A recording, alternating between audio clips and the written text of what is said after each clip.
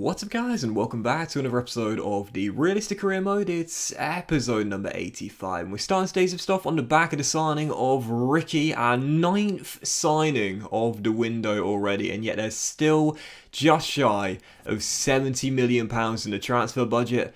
And still, another couple and a half weeks until the transfer window slams shut. This has been a hectic summer transfer window at the new camp as we begin to transition this Barcelona side from obscurity to giving them a completely new identity, bringing back those La Masia Academy prospects that have left the pastures new and assembling this Spanish core. And heading into the first game with Barcelona, the first game with our new team in La Liga. You would have seen as well before that, there was a bid for Philippe Coutinho, the Brazilian playmaker, and it was Chelsea.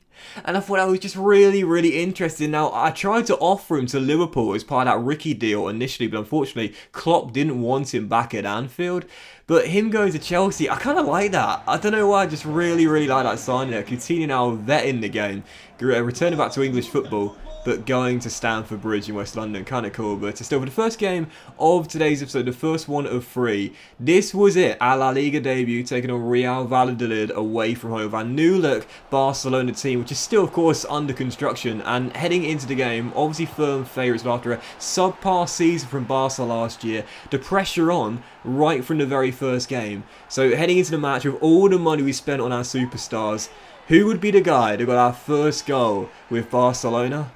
Ansu Fati, just typical, right? £170 million spent on him, our most expensive signing ever, and he ends up scoring the first goal since returning back from Manchester City. That was just absolutely fitting. So 1-0 Barcelona. In the first half we were in complete control with, really.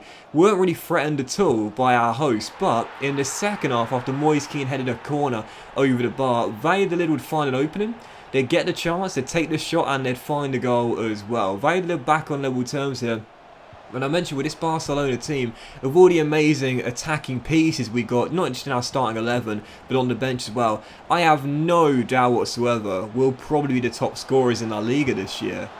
But as for defensively, that's where the red flags are waving.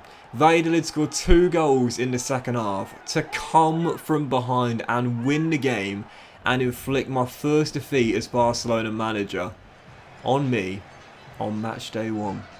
That was not in the script. Once Fati gave us the lead right before the break, I was thinking, okay, second half, up the intensity a little bit. I've been a little bit slow in my passing, slow in my tempo, up the intensity, find a second, maybe a third goal. Just didn't happen. Valladolid flipped the script, win the game, and I love this as well. In my post-match interview, the first 2 questions I was asked about Cucurella and Garcia, 2 of our new signings, apparently letting the side down on their debuts, but you saw my answers there. I'm not going to throw those boys under the bus. Absolutely not. That's not my style. 2-1 though on the opening day. So if anyone thinks we're going to walk to the treble in our first season, think again. Still, following out a massive bid for Moise Kean into what is taking back here to Italy, and we decided to reject this bid. However, I found it interesting because they showed me a player that's probably going to be on my shortlist. Saber Garcia, I think it is, a 85 rated mid-20s Spanish central midfielder.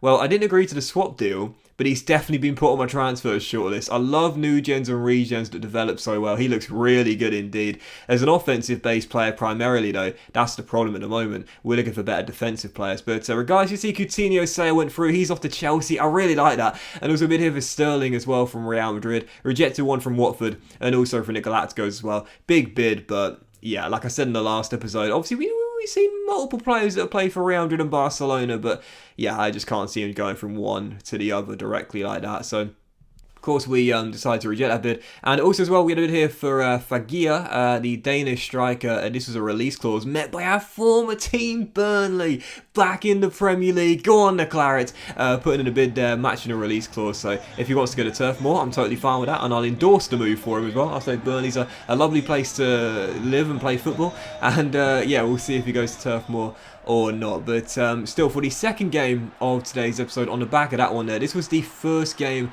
at the new camp since coming here to Barcelona. So very, very excited for this one, of course. First game in front of the home fans, and after losing on the opening day, this one here against Celta Vigo, well, I'll say this, there was a lot of pressure on my shoulders heading into this game. I was thinking if we lose this one as well, or even just fail to get the win, yeah, there's going to be a lot of talk and a lot of speculation already that I'm the wrong man for the job and they chose the wrong manager. So I had to make sure we'd win this game. No slip-ups whatsoever, and after a fast start, we would take the lead as well. Mr. Sitter with Pedro Porro, but 22 minutes into the game, rejected a bid from Inter Milan, kept him here. Moise Kean will lead our line this season. Out of all the strikers we had in this Barcelona team, Moise Kean is still the best at 86 overall. I trust him as my main out-and-out striker. He gave us the lead, making it 1-0. In the second half here, tried to get ourselves 2 goals up to Beldia, putting the starting 11 in this game for Eric Garcia, heading this corner over as we were still leading by 1 out of 18 minutes to go. A chance to make it 2 on the break with the electric pace we've got on the counter. Cucurelli slides through Fati, down the left-hand side. Sterling, the dummy runner. Fati goes alone and drills it in for his second into. And I'll say this right now,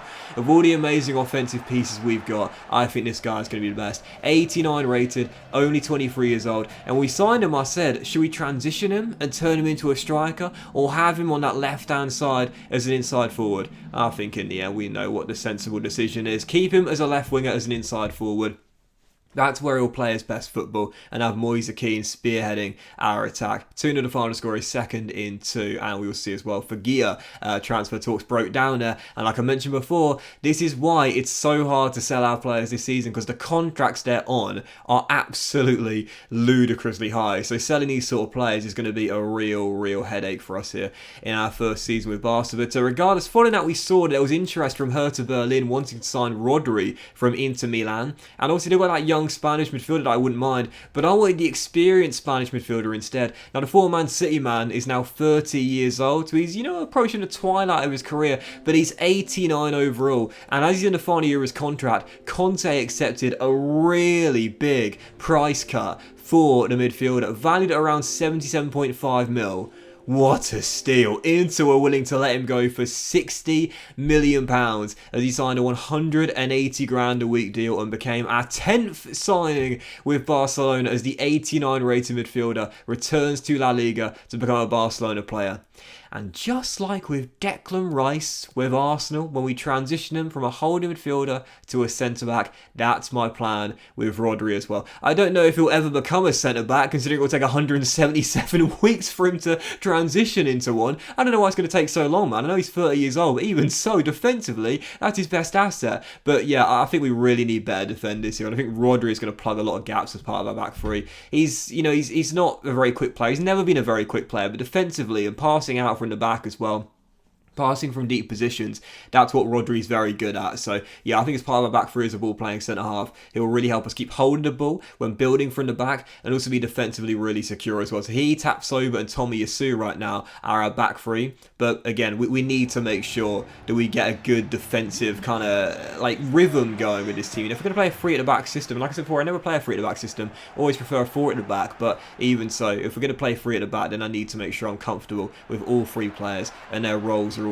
all assured as well. So following that, we had a draw for the Champions League group stage, by the way. Manchester United, PSV Eindhoven, and the Turkish side Antalyaspor are in our group, and I feel very confident of making it through that. And for our third and final game of today's episode, right before transfer deadline day, second away day, and again, did not want to start off our away days this season with back-to-back games where we failed to win. So Real Sociedad away from home, and I sort of learnt my lesson from the first game against Valladolid as well. In that game, I was really slow tempo in the first half, trying to conserve energy, knock the ball around, retain possession. But with Burnley and with Arsenal, and I know with Arsenal I did score a lot of team goals, but really the best way to play in FIFA, the most effective, but also with the pieces we've got, let's be honest, we've got to play more lightning quick counter-attack. But we'll still build some really nice team goals. We did for our second and third ones after Dembele gave us the lead, De Jong made it 2, and then Pedro Porro scored his first goal for his new club as well. Very nice little build up there, but again, playing with pace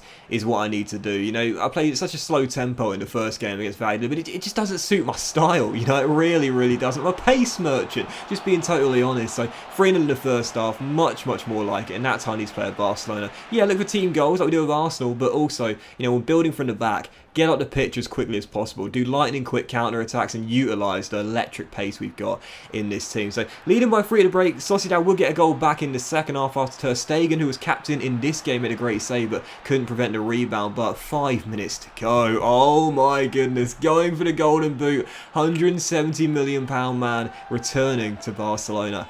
Ansu Fati right now looking worth every single penny of that club record fee. He's just on flames to start the campaign off. So 2 wins and a defeat in our first 3 games of Barcelona manager. We know it's going to take time to adjust here to a different team with a different formation, different tactics, and in a different country as well. But not a bad start for Barca. As we approach deadline day, 26 million on the budget. There's still a chance we might do something else on the final day of the window. But that was this episode of the Really CM, guys. If you fortunate you enjoyed it, and if you have, then please drop a like and subscribe. So you'll have a fantastic day, and I'll see you for the next episode featuring transfer deadline day and our first games in the Champions League very soon.